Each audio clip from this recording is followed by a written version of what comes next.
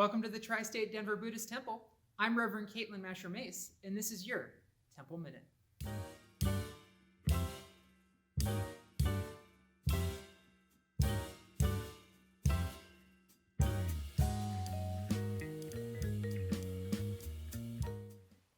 Today, we're going to take a look at the different bells that you may see during a Jodo Shinshu Buddhist service.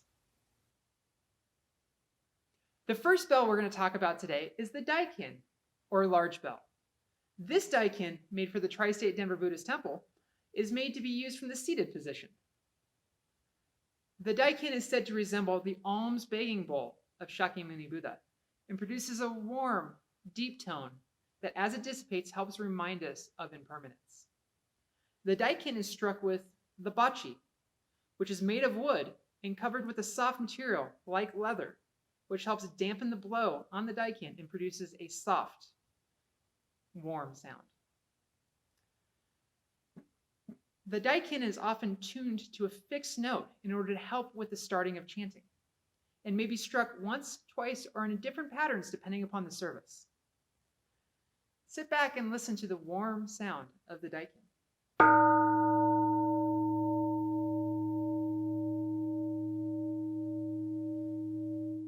Next, we're going to take a look at two different bells that are utilized while sitting in the Seiza position.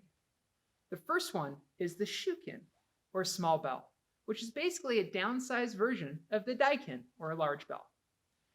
It still utilizes a Bocce to strike the bell with, and produces a beautiful tone, which fades in the same way. This bell may be used for everyday services in Jodo Shinshu temples across the world.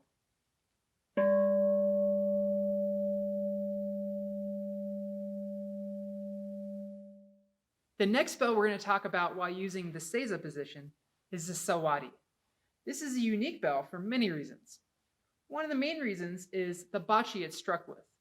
Uchebo, or object to strike a sacred object with, is a piece of wood covered in brocade cloth.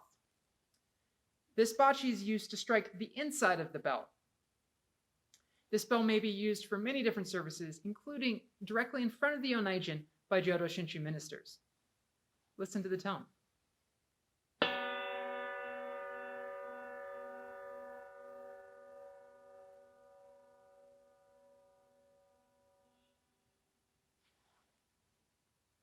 While not a bell, these seitaku, or wooden clappers, are found within Jodo Shinshu temples in order to keep pace and time during long chants such as a midakyo.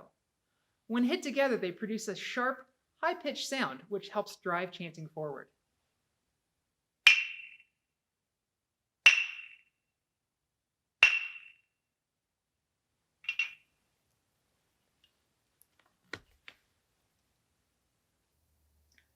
The bells you see in front of you now are all examples of Incan.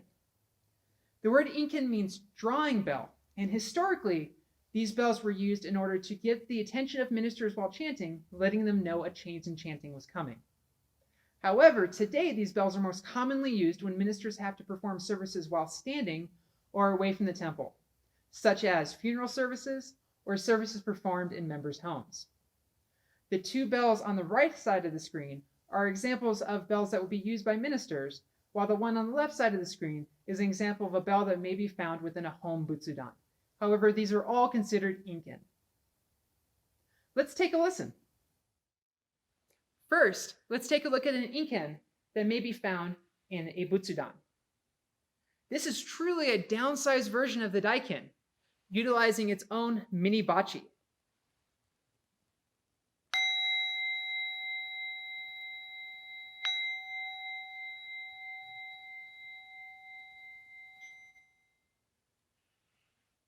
Next, we'll take a look at the handheld versions of the Incan. These are unique because they include a metal striker attached to a string. Let's listen to the stick type.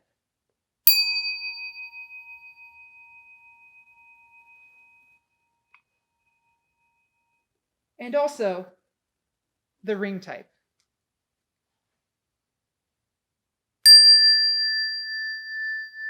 This ring type is convenient because it allows a minister to continue to keep gasho while using a bell.